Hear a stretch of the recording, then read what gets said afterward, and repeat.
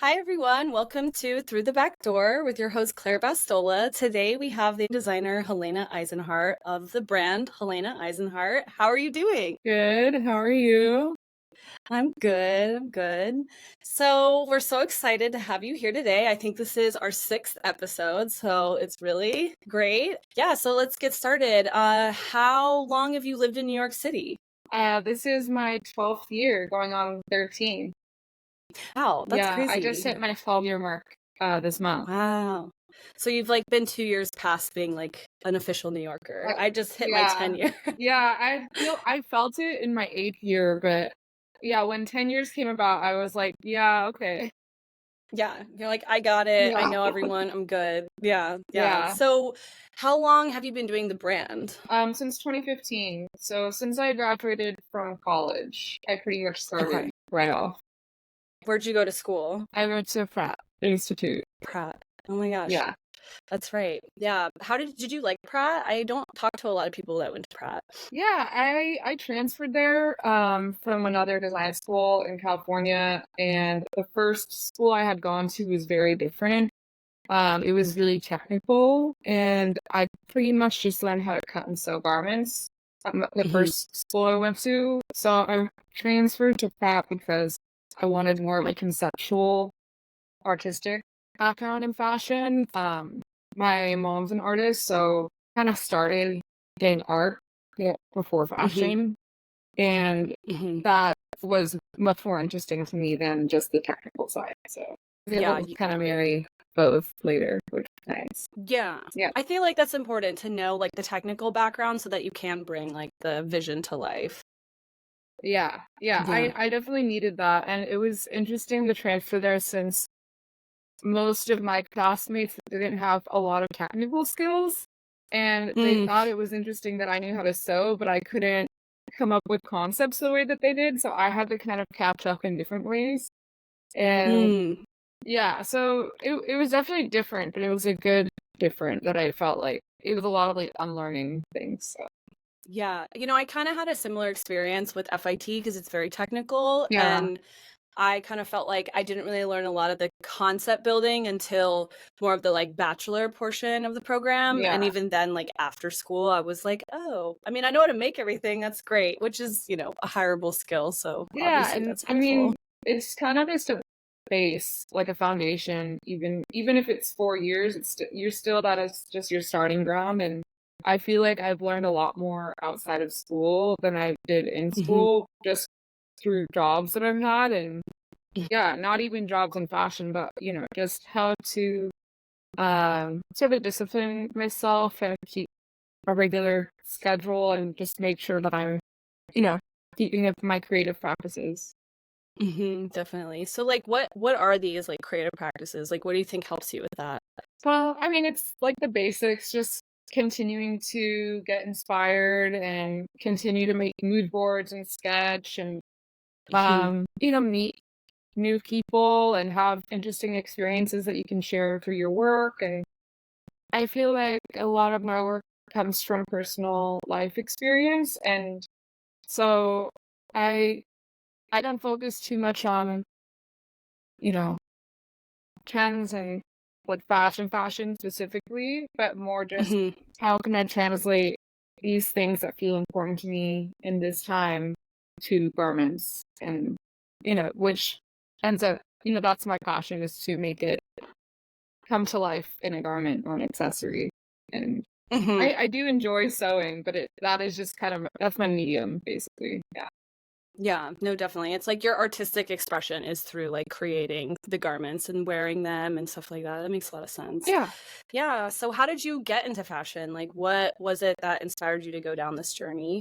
Uh, I think my mom really encouraged me when she always brought me sketchbooks for Christmas or birthdays as a gift. Hmm. So she always said, "Oh, you should draw," because she could tell that I was creative, but didn't really know what that Hmm. meant. And so she just thought, "Okay, I'll give you, a blank sketchbook and you figure it out," kind of thing. So I Yeah. just kept drawing clothes. I was just obsessed with clothes, and my sister and my dad were really good at thrifting, so we would go thrifting together, and I would find stuff that I liked, but nothing fit me. So that's when I learned how to sew, which is I feel like this is the Mm. typical designer stuff. Or like millennial path, I feel Maybe like, that too. Yeah. So I think maybe I'm Gen Z too. very DIY. Yeah, I feel like that's interesting because, like, I also have like a childhood sketchbook and I look back on it and Yeah. like the sketches are so precious. It's like my Converse design skirt, Exactly.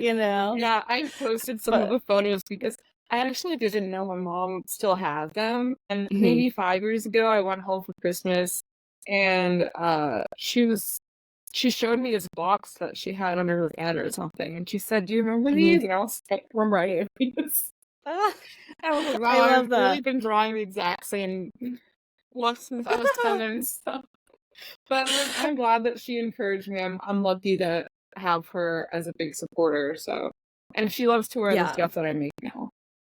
I love that. So she'll wear your stuff Yeah, out and be like, yeah. She's always like, "Oh, make me one of those. I want one in my size."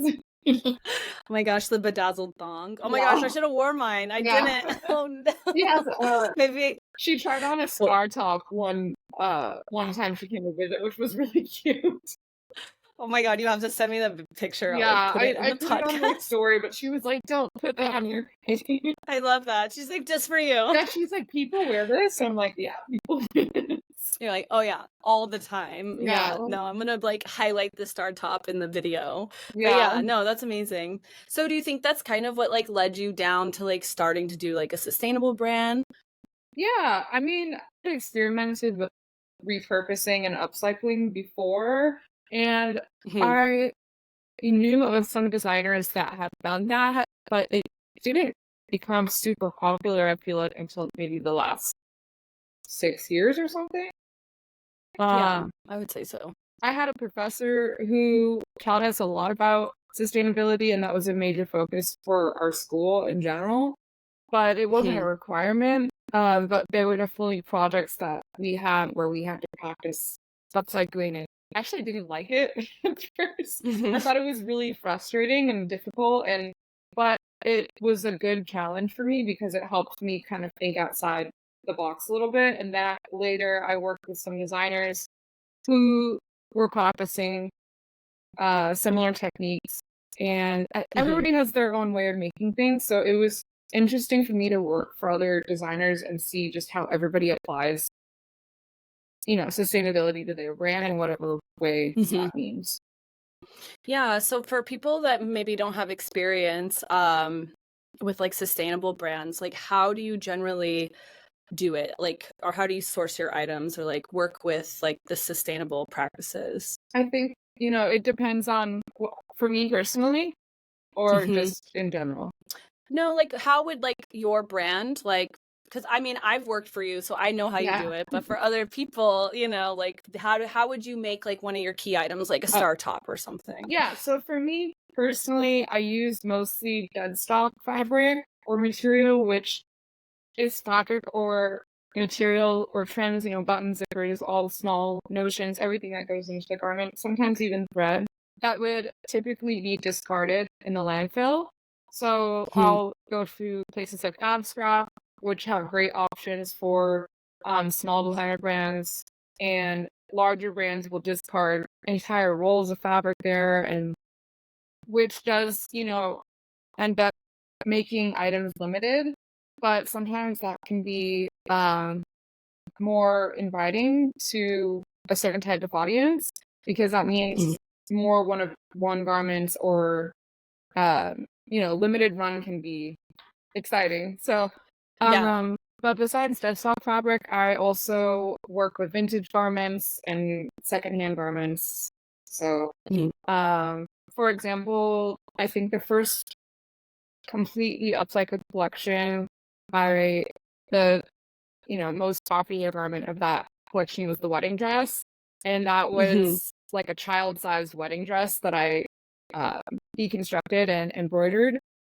And it was a secondhand piece, but I completely took it apart and made it into something new.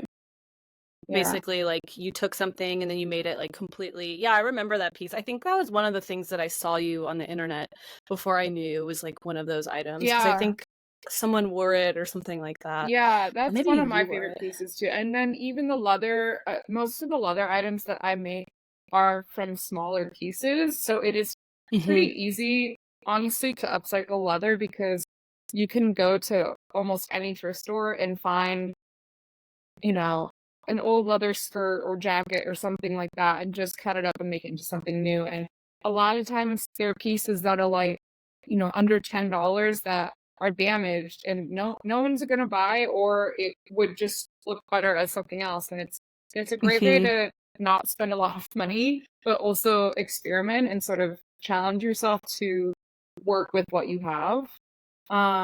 But besides the material aspect, I also make everything to order. So I don't overproduce anything. I only make items when they're ordered by a customer or a store. So Yeah, because I was gonna talk into this more about like sustainable brands, but a challenge of having upcycled or limited products is the production aspect of yeah, it. I mean, given it takes a little bit more time to ship since I have to physically make each piece, or somebody that Mhm. I'm working with is helping me make it. But either way, it's made by a human being. So, and Mhm. it maybe your order may not be like the first one in line. So it just Mhm. depends. But we actually have a pretty quick turnaround time compared to a lot of other similar brands. So Yeah, I mean, I feel like it's like usually like what, like 3 weeks or like 3 something, weeks and max. Yeah. yeah, And and I mean, I've ordered shoes from like China, like, and it took longer. Like, oh yeah, my but I God, don't made shit me. things But you know, I made entire evening gowns in less than a week. So, yeah. yeah, I've made custom orders for people that don't even live in the US just based on Hmm. measurements that they've sent me over email. And again, like that's kind of where the technical skills come in handy because I feel like my pattern making and pattern making and draping, all those things that come with the more technical side have helped a lot with those types of orders, basically. Yeah, Yeah. because you can like kind of work with the body that's not there, and you know Yeah. how different things are going to fit, and you don't have, because that is a hard skill, like grading patterns There's and making things different. yeah, there's been so many times that I've made samples or custom items for bodies that I don't even have a dress form for, and I'll just flat pattern it and Hmm. hope for the best, and it usually turns out perfect on the first try. So it's That's like the best feeling. yeah, It's when something's it's like, working. great, no edits. Yeah. Yeah. Yeah. Aw, so it's like meant to be. Yeah. Yeah. Yeah. I love that. So basically, like, we mentioned you have a sustainable brand under your name, Helena Eisenhart. What do you think was like the pivotal thing for you starting your brand? Like, why did you want to do that? For me, I think I was just obsessed with clothes, so Mhm. I don't have any other career path. Like when you were out of school, were you like, I'm gonna try to work for this person or do that? Or like, is there anything where you were like, you know what, I'm gonna do my own thing? Like, was there any kind of like experience where you thought like, okay, I find for myself, I've had like challenges where I'm like, oh, I know, like this is what I want to do or something. Yeah, I mean, I knew that I wanted to gain experience by working with other designers, both small and Hmm. big. So I had Hmm. worked with I worked with larger brands that were doing private label for, department stores, things like that, which were a little bit more I guess, like mainstream kind of like mass Hmm. production. And so that Hmm. helped me work with overseas factories, but I also worked with smaller Hmm. brands who did custom orders for, musicians and artists, which is something that I do now. Um, Hmm. and then I worked with a leather designer, Vanna Bain, with, while I was in school, but I loved working with her and I still use a lot of what she taught me in my work now. Like with the Lotus Hmm. Step Startup, I wouldn't have known how to make that unless I had worked with her. Yeah. But yeah, I mean, I think it was important for me to get some background in different aspects of the field. The first fashion job was actually as a stylist, and I hated it. Really Not bad it. for stylist assistants still. whenever there's one that comes to my studio, I'm like, I hope you're having a good day. Obviously, you didn't want to do styling, you didn't like that. So then you started doing your brand. So what were some of the beginning phases of that? Like, how did you start that essentially? Well, I knew that I needed one, more experience, and two, cash flow. So Mhm. I was able to do that with my work, and I worked on and off full time and freelance. So I went back and forth trying to figure out what was the better option for me. Because as you know, when you work full time, it takes a lot out of you, and Mhm. it's easier when you're young and fresh out of college to work on nights and weekends on other projects. But that wears you down and can cause burnout really easily. And Mhm. I just wanted more time for myself to sit on ideas and, come up with really strong concepts and not feel rushed into making something just to make something. And I felt that freelance work allowed me more flexibility. So I ended up becoming a freelancer after working full time for several different people. I had a studio at home. Then I eventually moved into a shared studio with my best friend. And we were able to make it work because my apartment rent was really cheap. I lived with a partner at the time. That always helps. Yeah, definitely. Um, just doing everything super cheaply. I rode my bike everywhere, Mhm. food stamps, all the things, just to Yeah. do life very cheaply so that I can commit myself more into making the things that I want to make. Yeah. Um, but also trying to get better jobs that I could actually learn from and get paid more. So I, Yeah. I work my way up slowly, but it took a long time. And I feel like I talk to a lot of people who are, 5 or 10 years younger than me who think that I just kind of figured things out overnight. But Mhm. it was a lot of just experience and things not working out. And then learning from the people that I worked for and what not to do. So Yeah. yeah, a lot of small business owners and even larger business owners don't know what they're doing either. Mhm. And that was something that was a good lesson for me, was that everybody just kind of is figuring it out, and I'm still figuring it out. So, Mhm. um Yeah, I think you made an important thing to touch on is that like things don't happen overnight, you know? I mean, it's yeah, been like what year did you graduate school? almost 10 years ago at this point. Exactly. So, So it's things take like a little bit of time. You have to figure it out. You have to plant yeah, like, like your roots and then meet people and, learn and make yeah, mistakes. And I think that's really important. But also, like another important thing that you mentioned was like getting that skill set and freelancing, because I think so far you're one of the first people I've spoken to who is freelancing. And I do think a really interesting aspect of freelance is that you do get a lot of experience like really quickly because you are yeah, working for so many different brands. You're not just stuck at like one 9 to 5 working for one brand set like 5 days a week or yeah. whatever. Yeah, I mean, Yeah. and it's important for me to be able to sustain myself and pay for my sewing studio and pay for any help that I might need, because I can't fulfill every order by myself.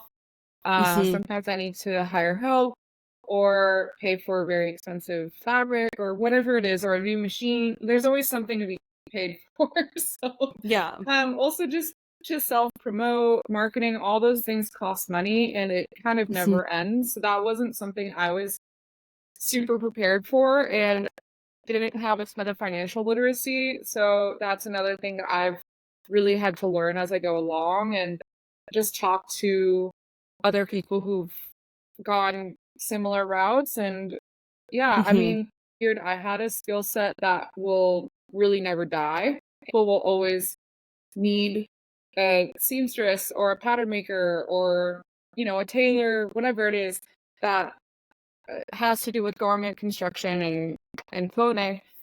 So I felt confident, that I could make it work, and that's just a little bit of delusion helps a lot. So I agree. It yeah, honestly, I think in fashion it's kind of actually needed yeah, because there's so much back end and things that you don't know, and it's kind of almost like I wish I didn't know that yeah, when you find out things, so I yeah, feel like the delusion's actually really great, and yeah, because then it makes things more achievable, because it is like make it till you break it, get it. I don't know, God, my yeah. brain. Well, I'm on the like 9 to 5 work nights, weekends too. So yeah. I mean, I also don't set like, of course, I want to set goals for myself and say, oh, I'd love to be here in 5 years, or here in 10 years, but Mhm. everybody has their own way of getting to their goal, and if things don't happen in a certain amount of time, I'm also not super worried because as long as I'm, able to take care of myself and I'm still creating work,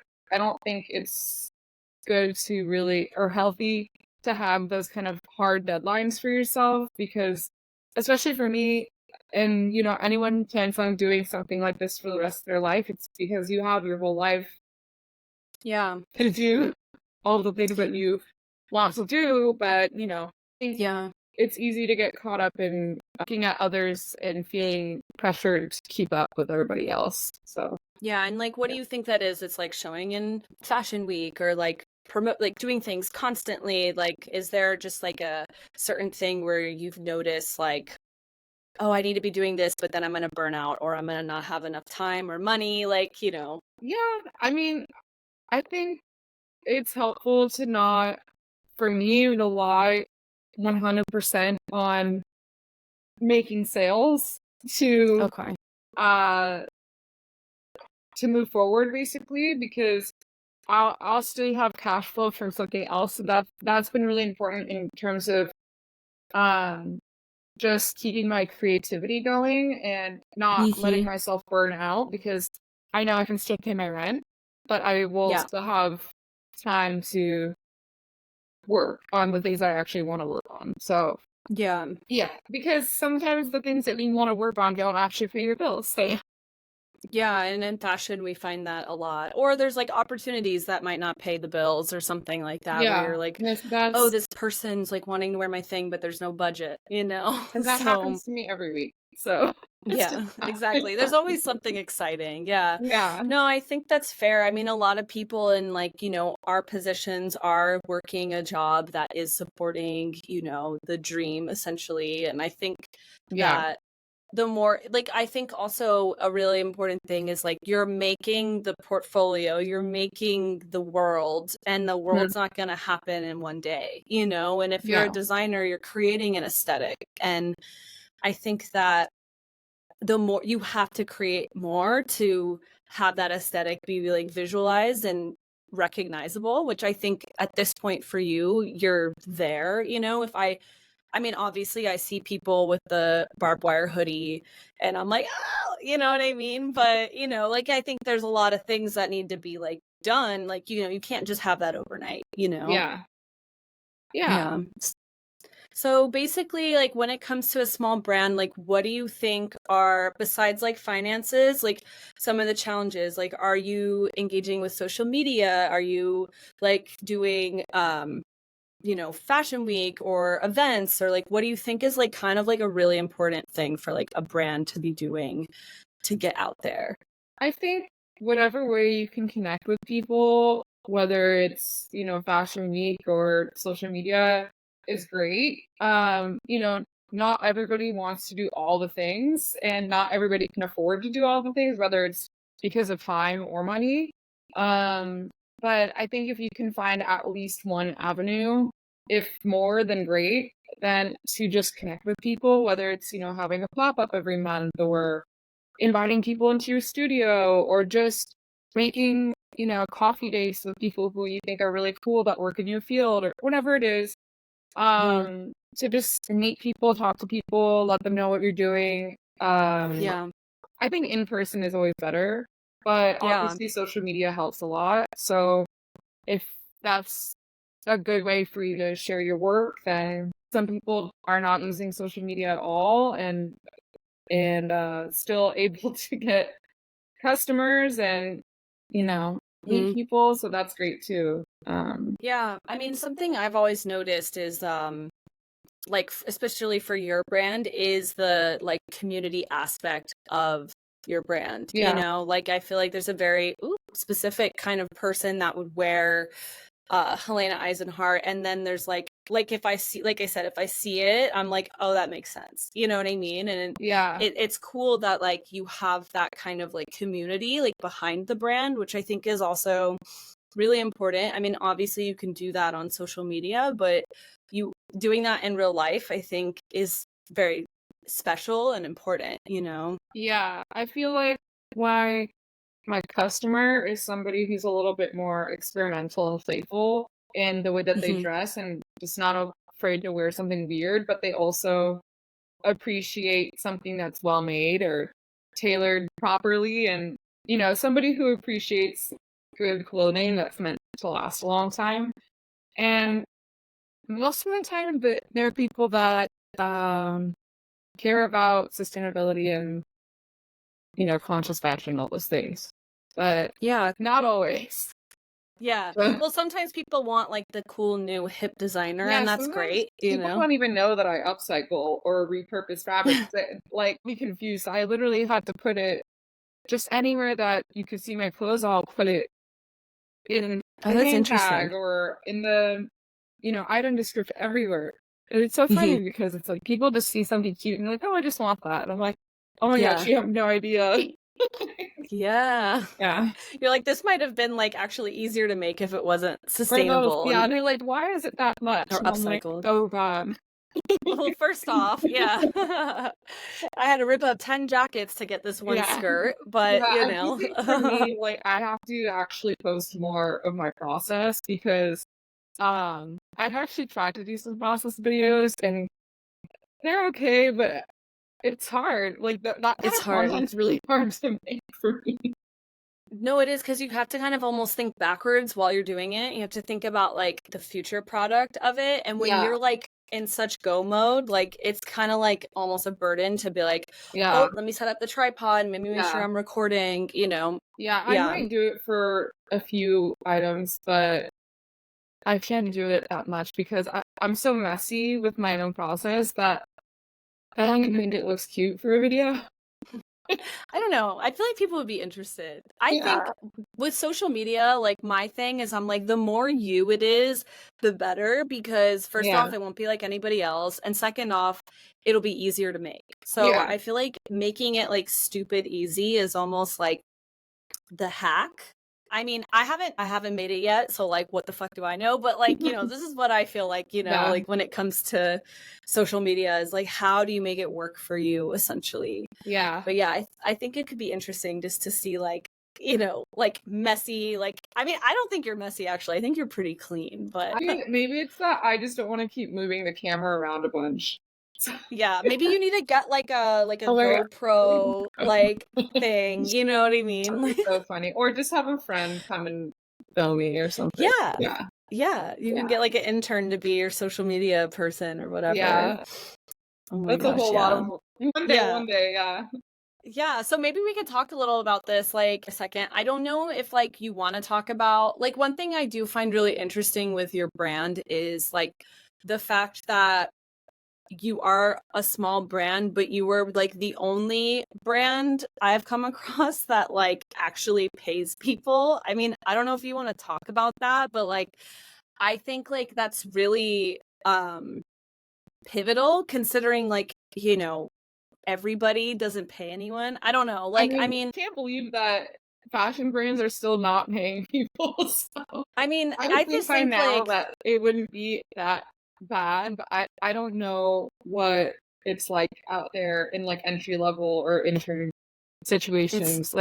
It's not paid. I mean, for like runway, like New York Fashion Week, it's usually not. I mean, listen, I get it. If you're a student and you really need to get that experience, like I think that's okay to like get the credit, I mean, but sorry, I didn't mean to cut you off, but no, please go ahead. I was just thinking like, I've always looked up what's the, average salary or hourly wage for a seamstress or pattern maker in New York City right now. And I always try to compare the rates of, an average rate and just see what what's it called? The scale is, so I Like the can kind of medium. compare, okay, does this Mhm. amount make sense to pay? Mhm. I'm not gonna hire somebody if I can't pay them because that's just not fair. I've taken on Mhm. interns for school credit, which is how you and I met, but I know. I was an but intern. yeah, that you could call that free, but it's for school credit and it's technically a class, so that's the Yeah. only like unpaid labor that I've had. Mhm.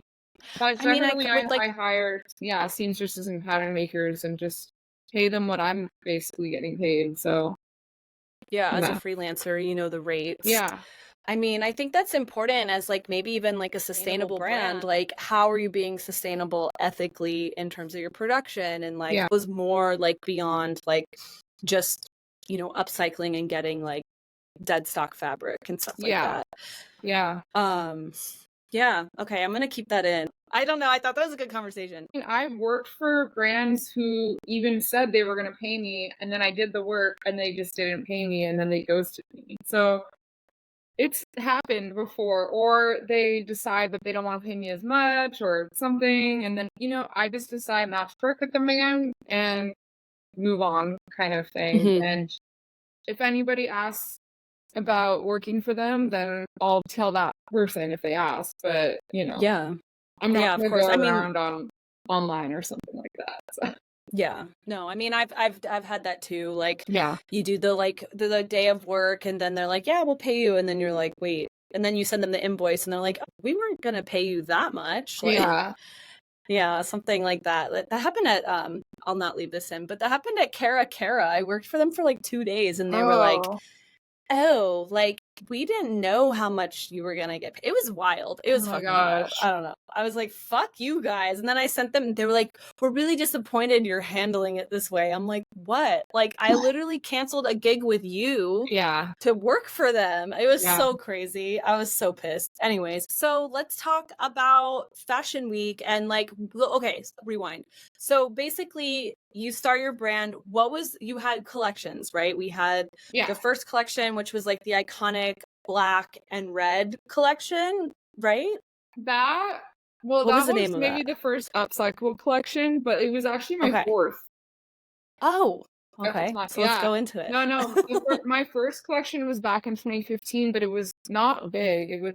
I had done pretty much 8 to 10 looks up until 2015, and then I put Mhm. up 20 because I like, or 15, maybe 20, I can't remember, but I wanted to make more. That's all. I wanted to Yeah. give more of a full collection.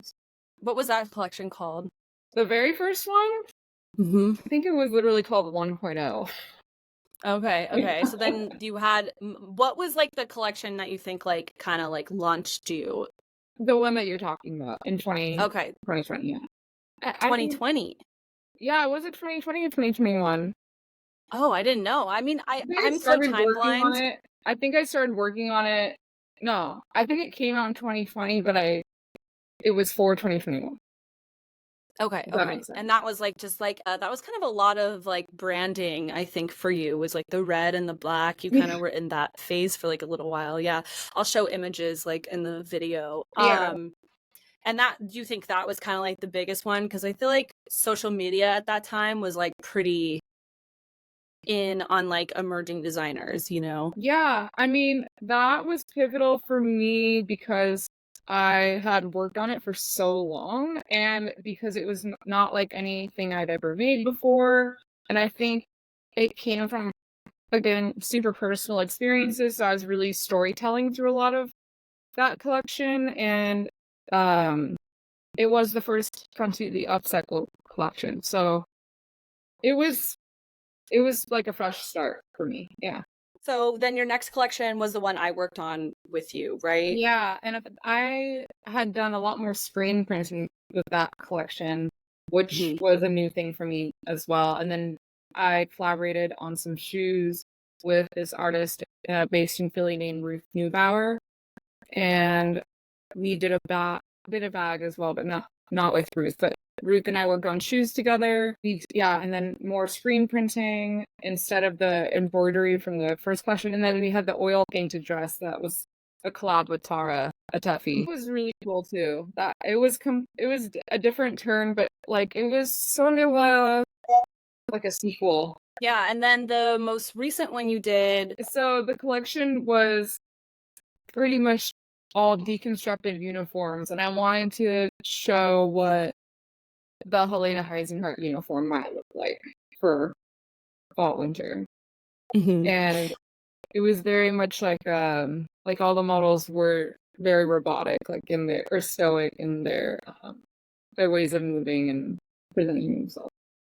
Mhm. And That was like a very this. exciting collection for me because I had an actual show, not a lot of time, uh, a good amount of press, Mhm. and yeah, I mean, I feel like I made everything come to life with a really solid team too, because I Mhm. had all my favorite people working with me, and I even pulled my girlfriend to be an assistant at the show.